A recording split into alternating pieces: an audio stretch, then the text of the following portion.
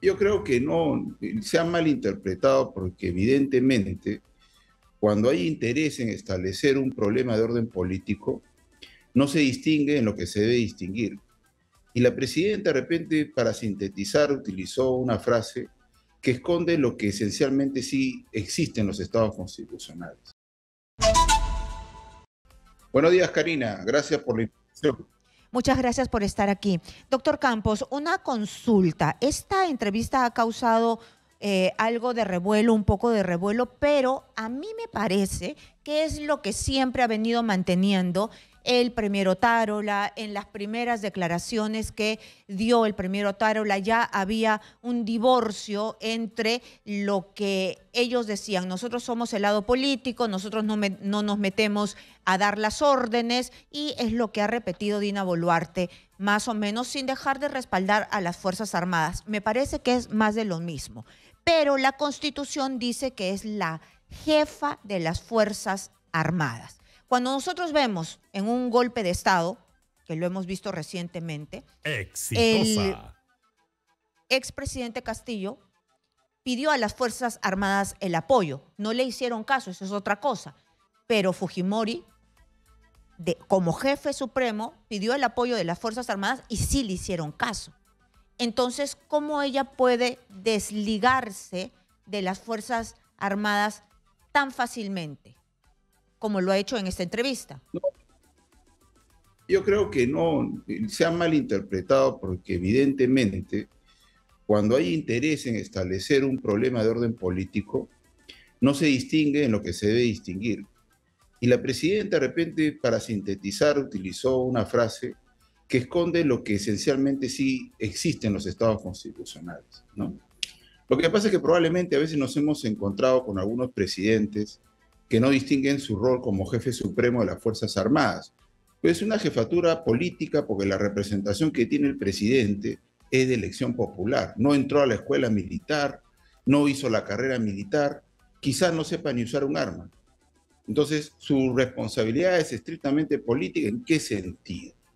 Vamos a ver que existen tres momentos en esta situación. El primer momento se refiere al tema de que él instruye el restablecimiento del orden, respetando los derechos fundamentales. Y eso consta por escrito, por video, por entrevista, por todo, en castellano y en quechua, ¿no? Entonces, todo eso existe. Lo que eventualmente no se distingue es que hasta ese momento, con la orden política, se agota un momento. El segundo momento es que hay un subordinado militar que desarrolla la orden, interpreta y decodifica la orden, plantea una estrategia, define con qué se va a responder, cómo se va a restablecer el orden, y luego aparece un tercer momento, que son los Exitosa. momentos específicos donde aparece la violencia. Esos tercer momentos específicos donde aparece la violencia puede haber ocurrido de mil maneras, y por eso es fundamental que más allá de que existan necropsias que eventualmente diga que murió de bala, que murió de objeto contundente, lo que fuera, eso es evidente que va a aparecer. El tema está en que en el tercer momento aparece dos situaciones en tensión. El violentista, que además no lo dice Joseph Campos, lo dice la Comisión Interamericana de Derechos Humanos. La Comisión ha dicho que esto no es protesta, porque no alcanza el estándar interamericano, porque en esas reuniones y en esas movilizaciones hubieron armas. Eso no lo dice Joseph Campos, lo dice la Comisión. Entonces, cuando aparecen esas situaciones, y por eso saludo la segunda parte de tu introducción, de violencia, puede aparecer varias cosas, incluyendo un uso abusivo del uso de la fuerza, porque los militares y los policías tienen por ley, el derecho de portar armas, porque evidentemente puede ocurrir una situación de exposición y hay un protocolo para el uso de la fuerza. Este protocolo, si no se usa bien, es un uso ilegal de la fuerza y se tendrá que determinar caso por caso, porque hay algo que tú bien has destacado. En estas situaciones de violencia, mi estimada Karina, aparecen un victimario y una víctima. El punto está en que la responsabilidad del victimario puede ser que no exista si es que es legítima defensa, puede ser atenuada o puede ser agravada si efectivamente lo hizo de una manera absolutamente enloquecida. Entonces, hasta llegar a ese momento, existen tres momentos que es importante establecer. La responsabilidad de la orden, que dice, restablezcan el orden respetando los derechos, no usando, no portara, no usando el arma de manera letal. Pero el derecho que surge para eso no aparece en abstracto, aparece en la situación, ¿no? Por ejemplo, el oficial que fue quemado vivo, si en ese proceso donde fue reducido y quemado vivo, él mata a alguien, no le pasa nada, porque así lo establece la ley, es la legítima defensa, es el uso correcto del arma. Entonces, todo eso no se entiende y se sintetiza y se entiende que hay responsabilidad por esto. No, la responsabilidad política, insisto, no es solamente estatal. Muy bien, porque acá hay alguien, como bien tú... Yo quiero precisar para que no vayan quedando cabos sueltos, que es verdad lo que usted dice sobre la Comisión Interamericana de Derechos Humanos, que hay ciertos episodios que no se condicen con la protesta.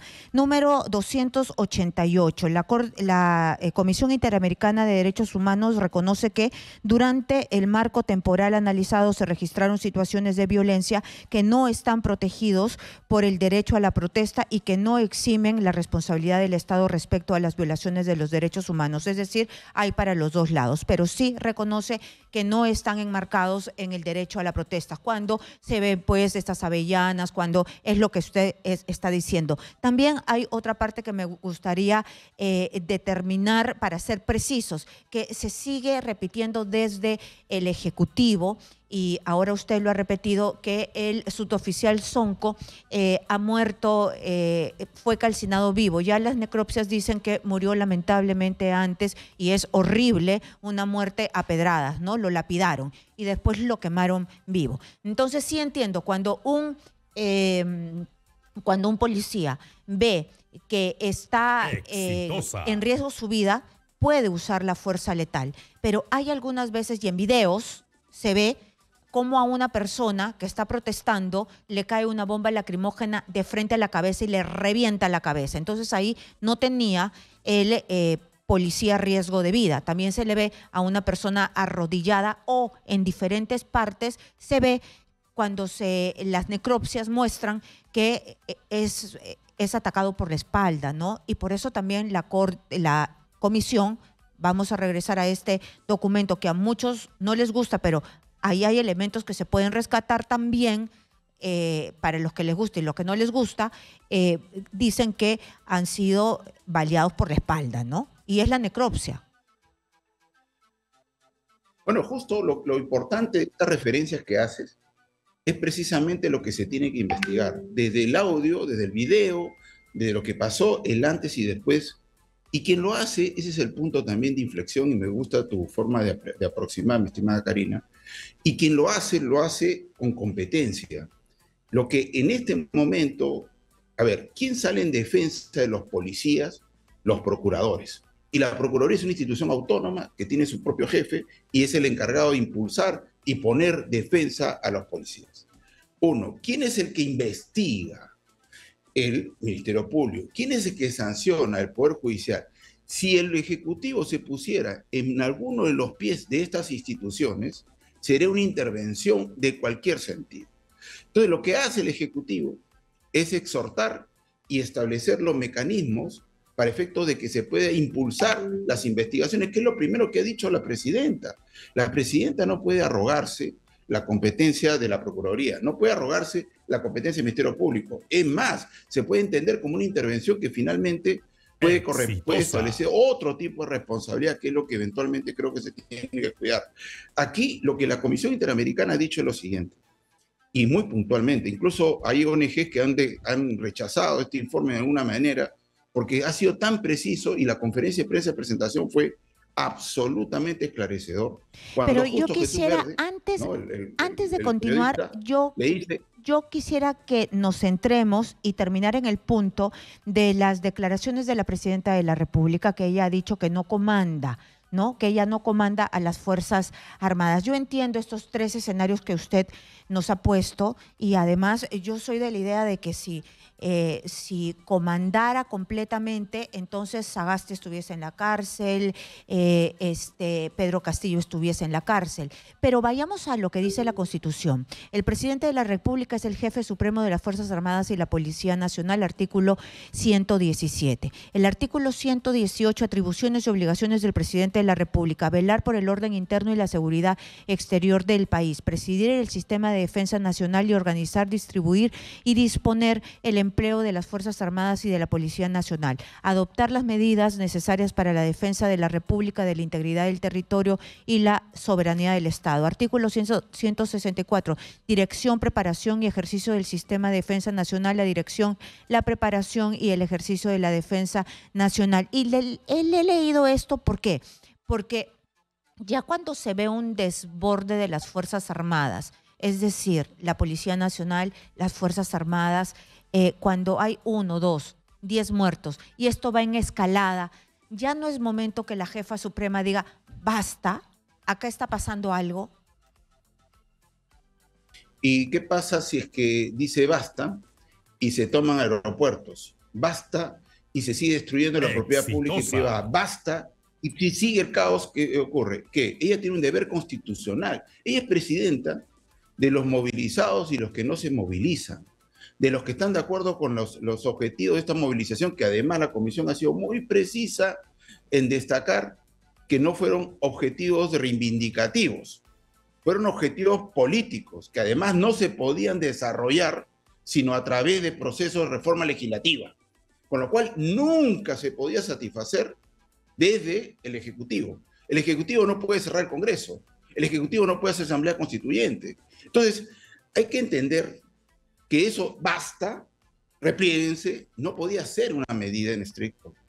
Lo que tenía que ocurrir aquí, en realidad, era establecer, yo insisto, la responsabilidad política no solamente es estatal.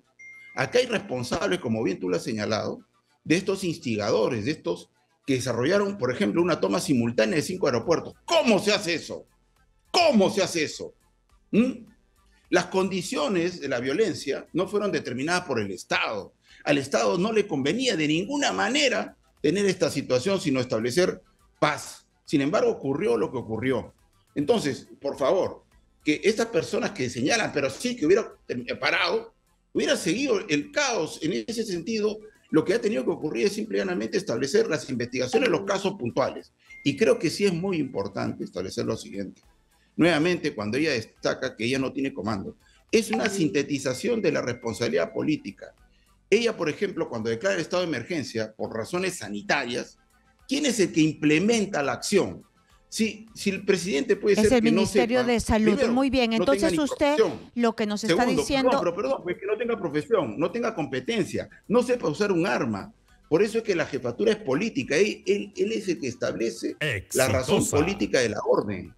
Y Muy es bien. alguien distinto quien la implementa. Y finalmente es alguien distinto el que desarrolla la acción violenta. Entendí eso completamente. Es decir, ella, al extender el estado de emergencia, entonces estaba dando pie a que se restableciera el orden interno. Ahí está su responsabilidad política. No, la teoría constitucional es muy simple. Existen circunstancias habilitantes para establecer un estado de emergencia. Y la circunstancia habilitante existió, ¿no? Acá había caos, violencia, toma de aeropuertos, toma de carreteras, muertos que no tenían nada que ver ni con uno ni con el otro, como los niños que murieron porque no pudieron pasar en el bloqueo de carreteras. Todo eso pasó y todo eso determinó la circunstancia habilitante constitucional de una situación de anormalidad que busca restablecer el orden. Lo que busca un estado de emergencia no es permanecer en estado de emergencia, sino enfrentar la situación que efectivamente lo provoca para efecto de que se establezca y se restablezca el orden, como hoy ocurre. Pero, entonces, ¿cuál es la responsabilidad del presidente de la República? ¿Cuál es la responsabilidad de la presidenta de la República cuando hay 60 muertes? O 54, creo que es el número exacto, ¿no? Primero, la investigación jurídica, ¿qué es lo que va a determinar? los momentos y las circunstancias específicas que de las 50 y tantas muertes, que lamentamos profundamente, porque creo que eso es lo primero que hay que señalar, ¿no? Aquí hay personas no vistas ni visibilizadas que son responsables también de esa muerte y que finalmente han provocado esta situación que lamentamos profundamente, profundamente. Esto no debe ocurrir en ningún sitio, pero hay que establecer claramente en cada momento qué pasó. Y luego desde eso establecer si se usó bien o no se usó bien la violencia en determinadas circunstancias. Luego de eso hay que establecer qué es lo que hizo el Ejecutivo en esos momentos. Mandó a decir, oye, vayan a matar, a sacrificar, a acribillar. Eso no es así. Acá la historia se quiere reducir a 60 muertos durante la protesta, como si no hubiera un antes ni un después. No, señores. Acá ha habido un contexto donde las fuerzas de seguridad actuaron, ¿no?, en respuesta a una situación que nadie quiso, más que los movilizados, con objetivos políticos que en los estados constitucionales, si yo quiero que la presidenta de la República salga, si yo quiero cerrar el Congreso y si yo quiero hacer una asamblea constituyente, hago política. No tomo carreteras, no tomo aeropuertos, no, eso no ocurre como una posibilidad. Entonces, la responsabilidad es si se demostrara que ella no intentó bajo ningún argumento. Ella ha hecho en todo momento instrucciones por escrito, instrucciones en prensa, instrucciones de diversos calibres, doctor, para que esto tenga una solución pacífica, pero no puede haber solución pacífica si hay alguien que va haciendo violencia, ¿no? Yo le dejo una pregunta y le robo un minutito más para irnos a la pausa comercial. Entonces, ¿quién tiene la responsabilidad en este momento? Yo sé que hay que esperar las investigaciones, pero han habido una serie de protestas, han habido una serie de manifestaciones en el resto del mundo y no necesariamente terminan con 60 muertes. Entonces, ¿cuál es la hipótesis, no? Porque aquí no solamente han muerto vándalos, también han muerto gente que no tenía nada que ver. Nosotros seguimos nuestra conversación con Joseph Campos, abogado de la presidenta Dina Boluarte. Doctor Campos, yo le había dejado una pregunta. ¿Qué es decir, ya hemos visto necropsias, hemos visto testimonios, hemos visto videos? Yo sé que la última palabra la tienen los investigadores del Ministerio Público y del Poder Judicial, pero ¿qué explicación se le puede dar a la ciudadanía después de lo que ha dicho la presidenta de la República, que ella no tiene comando en las Fuerzas Armadas y la Policía Nacional, siendo ella la jefe suprema de la Policía Nacional y las Fuerzas Armadas, cuando se piden explicaciones, se pide transparencia, ¿no? Y cuando hemos visto que hay personas inocentes que no tenían nada que ver, que pasaban por allí y que han muerto con un balazo en la espalda, ¿no? Entonces, han habido manifestaciones en el resto del mundo que no han terminado con 60 muertes. Su audio, por favor, su volumen, por favor. Buenos días. Miren, ahora lo que yo creo que hay que reiterar es que el uso de esa palabra, de esa frase, no tener comando, no significa en ningún lado establecer la responsabilidad en las fuerzas de seguridad, policiales y militares. Lo que es describir lo que pasa. O sea, insisto, puede haber un presidente que no tenga formación, ni militar, no sepa usar un arma siquiera, y no tenga ningún tipo de idea de cómo desarrollar o enfrentar una manifestación.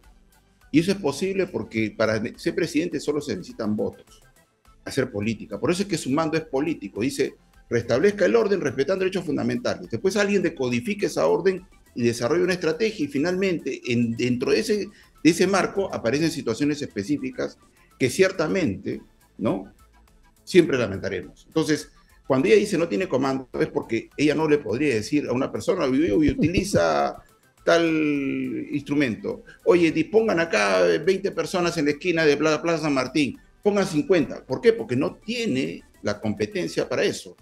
Eso fue una historia bien interesante, Karina, en los 90, cuando al general Ledesma, retirado, lo llevan a la justicia militar porque dice que Fujimori era un irresponsable poniéndose en la cueva de los Tallos, porque si él lo mataban, la guerra ya no tenía regreso. Él decía, el jefe de la guerra es uno y el jefe de la política es otro.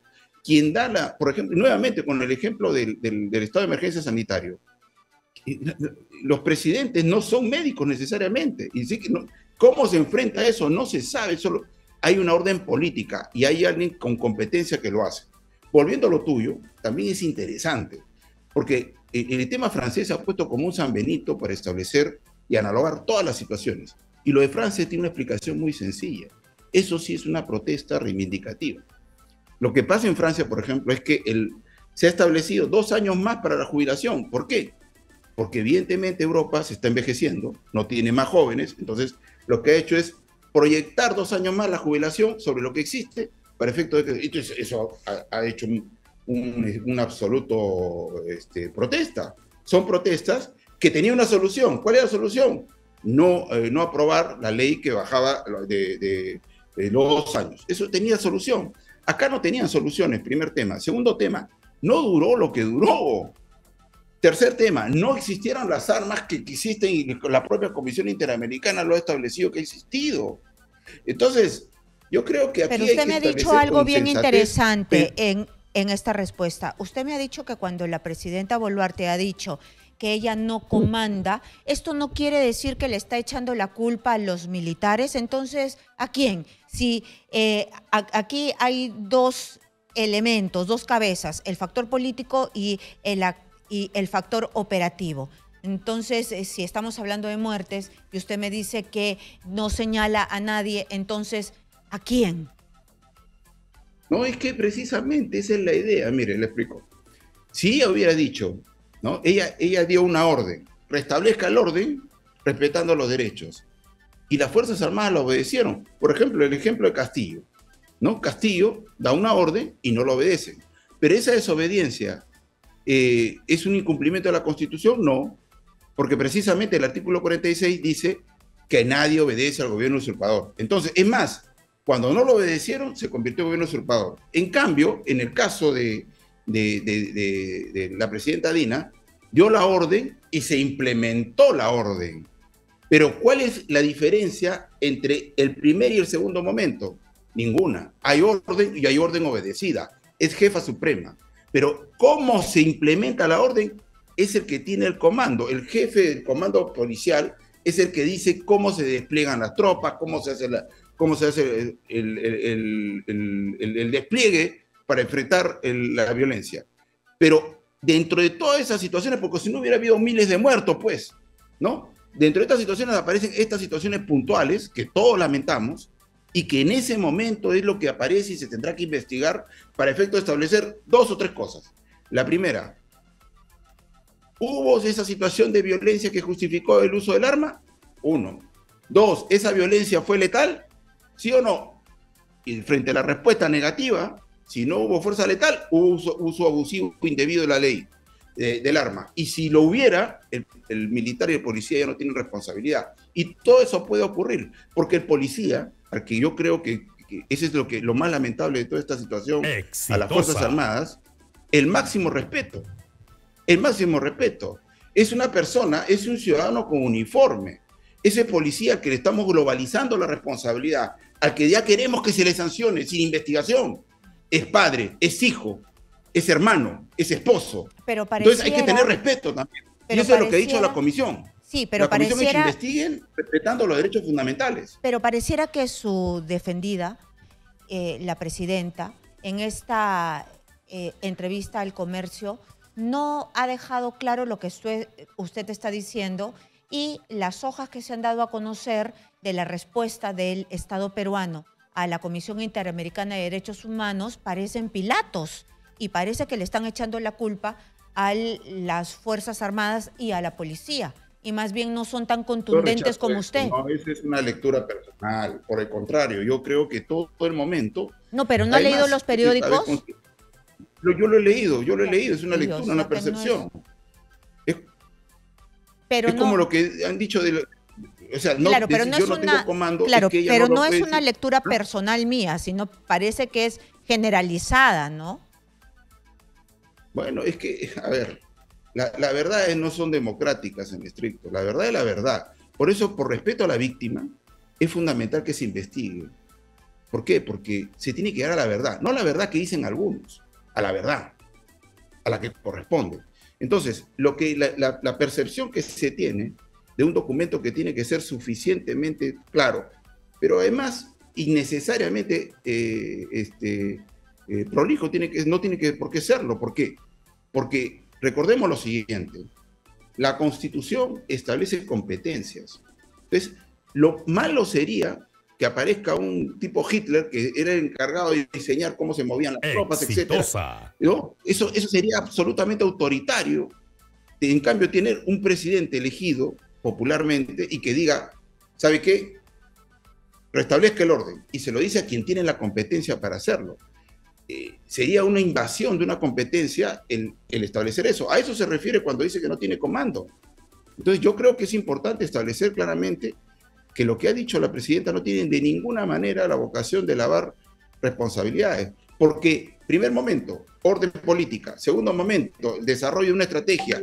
Y recién en el tercer momento aparecen los problemas que estamos por investigar, que siempre lo lamentaremos, pero que es fundamental investigarlo, y eso es lo que ha dicho la Comisión Interamericana de Derechos Humanos. Investíguese. Doctor, ¿no? Ronald Gamarra ha tuiteado algo que tiene un documento que lo respalda. Dice, quien ejerce la presidencia de la República tiene mando y comando. Es decir, ya no solamente hablamos del comando, sino que hay un punto más, ¿no? El mando y comando sobre las Fuerzas Armadas y la Policía Nacional. Lo ha dicho la Corte Suprema de Justicia en la sentencia contra Alberto Fujimori por los crímenes de La Cantuta y Barrios Altos. Claro, esto es distinto porque era un grupo paramilitar, pero bueno, mando y comando. ¿Y qué es mando y comando? Lo que hace Ronald Gamarra es absolutamente, a ver, la autoría inmediata que él está leyendo presume un comportamiento doloso, ¿no? Lo que él establece ahí es absolutamente inapropiado, porque si no hubiera habido mando y comando en esa circunstancia, Alberto Fujimori hubiera sido irresponsable. Entonces, es irresponsable poner ese ejemplo para este caso, ¿no? Y hay que enseñarle, pues, hay que enseñarle, ¿ya? ¿No? Que no manipule situaciones. Y hay que ser estricto en eso, hay que rechazar eso, porque ciertamente uno no puede crear verdades sobre la base de estas irresponsabilidades. A Alberto Fujimori le creaba una responsabilidad inmediata, porque efectivamente, él sí, pues, el ejemplo que le dije del general Ledesma, él se metía a la tropa, él hacía las cosas, etc. Eso no es así en los estados constitucionales.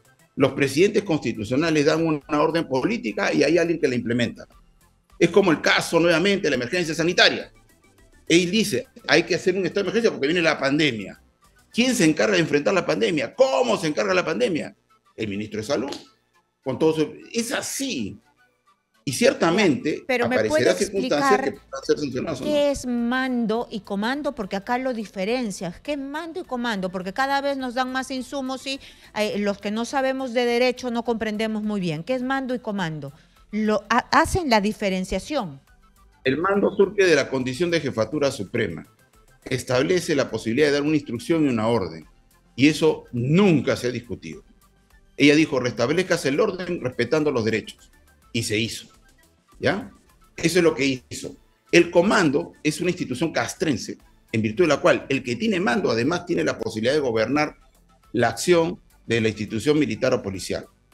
Por eso se construyó la autoría inmediata de Fujimori, porque él decía que no solamente era presidente en términos de representante político, sino que además ejercía mando directo, efectivo, en las fuerzas militares y policiales. Eso acá no ocurre, por favor. Bueno, acá, pero si eso ocurriría, estuviese preso Castillo, Sagasti y todos los que han tenido que muertos en su haber, ¿no? Porque han habido protesta y han habido muertos. Es que de eso se trata, cuando hay alguien que necesita hacerse notar haciendo alegaciones irresponsables, porque realmente comparar una situación con la otra es de rechazo, hay que rechazarla enfáticamente. Pero hay jurisprudencia. No hay que combinarla con el camote. Pero hay jurisprudencia. Eso es innegable. Por eso, para establecer la responsabilidad de Alberto Fujimori. Pero para eso se tuvo que demostrar que él no solamente generaba una instrucción política, sino además tenía mando militar directo e indirecto. Entonces, eso es diferente, eso es completamente diferente. Y es lo que precisamente la presidenta está diciendo que no ocurre. Ella da una instrucción, una orden política, quien se encarga de establecer, porque dice, restablezcas el orden respetando los derechos fundamentales. ¿Cómo se hace eso? Ahí está el técnico de la policía que se encarga de desarrollar esa acción. Y después de eso, existe un tercer momento donde no es responsable ni del primero ni del segundo, porque el jefe del comando policial despliega la acción, salvo que se demuestre que el jefe del comando policial o el presidente de la República ha dicho vayan a exterminarlos. Okay. Es absurdo. Lo que encontraron los policías, insisto, fueron situaciones de violencia. Probablemente algunos no lo hicieron bien, no lo hicieron de manera correcta conforme a la ley, pues se sancionará. Pero ¿qué pasa si uno de estos policías estuvo en un peligro letal? Y que por esta idea, no, que sí, que busquemos una vez responsables, ¿no? Le privamos del derecho de defensa a ese señor. Ese señor nuevamente es hijo, padre, esposo, hermano, como cualquiera de nosotros. En los estados constitucionales, las fuerzas de seguridad son ciudadanos con uniforme. Y ellos tienen el derecho a portar el arma. Lo que tienen reglado es el uso. Y se tendrá que demostrar en cada situación que hubo mal uso. Hasta entonces, hay que respetar presunciones de inocencia, hay que establecer las investigaciones del caso, y ciertamente eso no lo hace el Ejecutivo. Lo hacen las instituciones que tienen que llevar adelante esta investigación.